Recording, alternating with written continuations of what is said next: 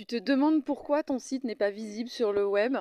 Eh bien, je vais te donner 5 outils pour analyser ton site et savoir d'où vient le problème. Allez, c'est parti. Alors le premier outil que tu peux utiliser, qui est très très utile, fourni par Google lui-même, donc autant passe en privé parce que il va pas raconter n'importe quoi puisque c'est Google qui te le dit. Donc ça s'appelle PageSpeed Insights, donc tu vas sur pagespeed.web.dev, tu rentres l'adresse de ton site web dans le champ disponible, tu cliques sur analyser et ça va te lancer une petite analyse qui prend quelques secondes. Et là, ce qui est très intéressant, c'est que tu vas savoir si ton site est responsive, c'est-à-dire qu'il s'affiche correctement sur mobile, et tu vas pouvoir aussi le vérifier sur bureau, donc sur ordinateur. Mais ce qui nous intéresse, c'est surtout sur mobile, parce que maintenant, les 3/4 des visiteurs de ton site web, ils viendront avec un mobile. Ensuite, Google attribue des notes à différents paramètres, donc performance, accessibilité, bonne pratique et SEO. Nous, ce qui nous intéresse surtout, ce sont les performances. Donc on scrolle dans la page, donc là tu as un petit aperçu de ton site sur mobile, au cas où. Et puis ce qui nous intéresse beaucoup, en fait, c'est la vitesse d'affichage de ton site. Donc ici, le First Contentful Paint doit être inférieur à 3 secondes. Au-delà, les gens s'en vont. Voilà. Et donc Google estime que si ton site met trop de temps à charger, c'est pas un bon site qui va intéresser les visiteurs, donc il va pas le mettre en avant. Donc ton site doit absolument s'afficher en moins de 3 secondes. Plus c'est rapide, mieux c'est. Ensuite, en dessous, il t'affiche une petite timeline de l'affichage des éléments. Donc moi, j'ai une vidéo en fait sur la page d'accueil de mon site. C'est ça qui le ralentit un petit peu. Et ce qui est très intéressant avec PageSpeed et que j'utilise vraiment beaucoup dans mes analyses de site, c'est qu'il te donne le diagnostic en dessous. Il te met donc le rouge, ce qui est vraiment gênant pour lui et qu'il faut vraiment améliorer. Et il te dit quoi.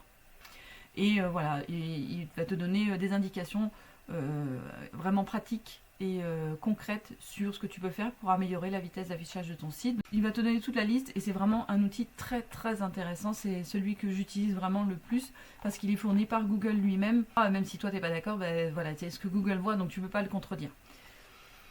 Le deuxième outil que j'utilise, Ubersuggest. Alors, il faut que tu crées un compte, mais c'est gratuit. Et ensuite, tu vas accéder donc à cette interface d'analyse. Et moi, je vais dans estimation de trafic.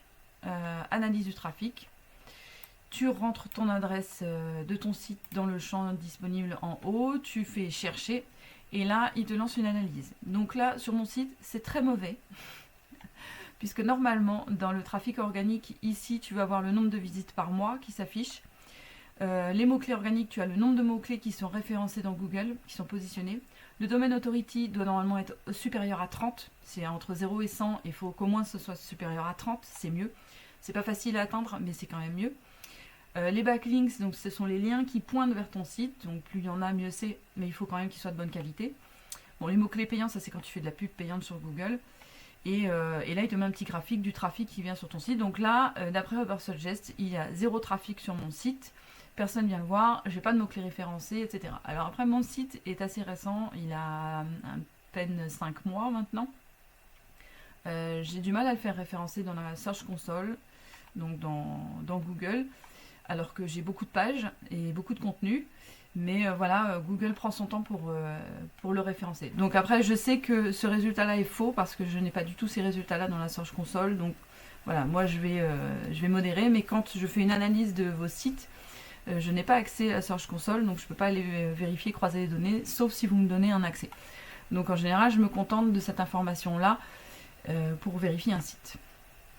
Il y a d'autres astuces encore pour les vérifier, mais ça, cet outil Ubersuggest me donne de bonnes indications sur le référencement de votre site dans Google. Hop, hop, hop, petit aparté, pour vérifier que ton site est bien référencé sur Google, même si tes pages ne sortent pas dans les premiers résultats des recherches, il y a une petite astuce très simple. Donc tu vas sur Google et dans la barre de recherche ici, tu tapes site 2 points, sans espace, et tu mets l'adresse de ton site web. Tout simplement, sans espace. Tu fais entrer, et là, Google va te sortir toutes les pages de ton site qui sont référencées dans son index. Donc là, moi, on voit qu'il n'y a pas 0 page dans Google, il y en a. Donc tu cliques sur le lien outils qui est juste en haut. Et là, on voit qu'il y a 54 pages qui sont référencées dans Google Ubersuggest donne des informations, mais à prendre avec un petit peu de recul, surtout pour les sites qui sont un petit peu récents. Voilà. Mais voilà pour l'astuce. Un autre outil que j'utilise qui s'appelle alyze.com, ALYZE.com. Donc pareil, on rentre l'adresse du site dans le champ en haut et on lance Alyze. Et donc là, lui, il fait une analyse vraiment très technique du site, très orienté contenu, mais ça donne aussi des indications sur les mots-clés, sur la rédaction des pages. Ensuite, un petit outil très pratique que j'utilise juste pour savoir quel est le CMS, donc Content Management System, c'est-à-dire le logiciel qui a permis de créer le site. Ça me permet de savoir quelle technologie est derrière pour voir si le site va être facile à optimiser ou pas, parce que des fois c'est des technologies qui sont propriétaires et donc c'est un petit peu plus compliqué à personnaliser parfois. Ou alors ce sont des outils qui sont anciens, qui vont être difficiles à faire évoluer. Bon voilà. Et tous les outils dont je te parle là sont gratuits. Voilà, et dernier outil que j'utilise, très pratique, donc c'est un logiciel. Donc il faut que tu ailles le chercher sur le site de l'éditeur et le télécharger. Il est gratuit lui aussi. Et donc l'éditeur, il s'appelle Screaming Frog SEO Spider. Et donc tu télécharges ce petit logiciel qui est gratuit, tu l'installes. Et une fois qu'il est lancé, donc là pareil, tu as un champ où tu rentres l'adresse de ton site web et tu lances l'analyse. Donc il va parcourir toutes les pages de ton site. Donc en version gratuite, c'est limité à 500 pages. Donc tu vas analyser que les 500 premières pages de ton site. Mais en même temps, ça va te donner un aperçu de ce à quoi ton site ressemble. Et ça va te donner déjà un premier résultat. Donc nous, ce qui nous intéresse, donc c'est un outil très très complet. Ce qui m'intéresse surtout, en fait, c'est les onglets title des pages, métadescription et H1. Ça me permet vraiment d'analyser le contenu du site et voir si les balises qui vont servir au référencement dans Google sont bien complètes. Donc les balises title, ce sont les balises meta title, donc elles ne sont pas visibles sur ton site, mais elles sont visibles dans les résultats de Google. C'est le lien sur lequel tu vas cliquer dans un résultat de Google. Et la méta description, c'est le petit texte en gris qui va être sous ce lien dans les résultats de Google. Donc c'est vraiment hyper important parce que c'est la première chose que le visiteur voit pour arriver sur ton site. Donc il faut que ces balises-là, il faut que ces champs-là, ils soient bien remplis avec des textes qui sont percutants et qui donnent envie d'aller voir et qui répondent à la recherche que la personne a fait. Donc c'est pas la peine d'écrire n'importe quoi dans les balises méta, title et description parce qu'il faut quand même que ça corresponde à la recherche que la personne fait avant d'arriver sur ta page. Donc là on voit que mes balises title, elles sont quasiment toutes remplies, donc ce qui est bien, je suis une bonne élève. Et ce qui est intéressant sur Screaming Frog, c'est que bon, voilà, tu cliques sur une ligne et en dessous tu vas avoir le détail vraiment technique, etc. Il va te dire si c'est indexable ou si c'est bloqué. Donc tu vas tout de suite savoir s'il y a des pages qui vont jamais apparaître dans les résultats de Google. Et puis ce qui est intéressant aussi, c'est dans la partie à droite.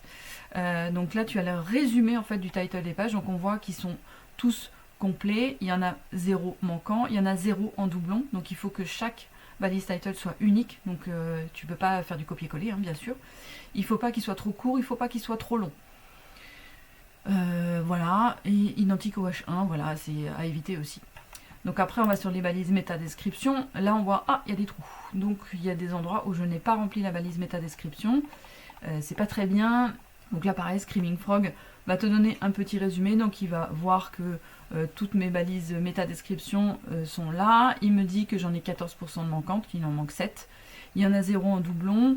Elles sont pas trop longues, elles sont pas trop courtes. Donc on est plutôt pas mal sur les balises métadescription. Il faut continuer. C'est bien, bon travail, continuez, persévérer. Et donc le dernier à analyser qui est intéressant, ce sont les balises H1. Donc ça, ce sont tes titres de niveau 1 dans chacune de tes pages. Donc là, grosse erreur, j'ai des pages qui n'en ont pas. Ça, c'est pas bien. Parce que c'est vraiment là-dessus que Google va se baser pour aller récupérer le mot-clé principal de ta page. Donc dans ta balise H1, tu essaies toujours de mettre le mot-clé principal. C'est l'idéal. Et d'en mettre un, surtout. Voilà. Et là, pareil, sur la partie de droite, Screaming Frog nous indique tous les titres de niveau 1. Voilà, donc sur Screaming Frog, je ne vais pas m'attarder plus, il y a plein de choses encore dedans, il y a plein d'informations, mais vraiment c'est les informations essentielles. Si par exemple tu as toutes tes balises meta title ou toutes tes balises meta description qui sont vides, commence déjà par les remplir et ça va déjà bien améliorer le référencement de ton site. Donc c'est vraiment des indicateurs qui vont te permettre de comprendre pourquoi ton site est bloqué dans le référencement de Google. Si tu veux en savoir plus sur l'analyse de ton site web pour l'améliorer, quoi faire, etc., n'hésite pas à me contacter. Je propose différents services en fonction de ton temps et de ce que tu veux faire. Donc par exemple, si tu es pressé et que tu veux un truc rapide, on peut s'appeler pendant 1 heure. On regarde ton site ensemble et je vais te donner en direct la liste des améliorations possibles pour que ton site soit visible sur Google. Sinon, je peux aussi faire un audit approfondi pour aller chercher vraiment dans les détails et te donner la liste ensuite que tu pourras mettre en place. Et puis sinon aussi, je t'apprends comment faire pour améliorer ton site et ainsi le garder en bonne santé tout au fil du temps, même quand tu vas créer des nouveaux contenus par la suite. Tu sauras comment faire pour qu'il apparaisse bien positionné dans les résultats. Donc n'hésite pas à me contacter si tu veux en savoir plus et puis si tu as des questions, n'hésite pas.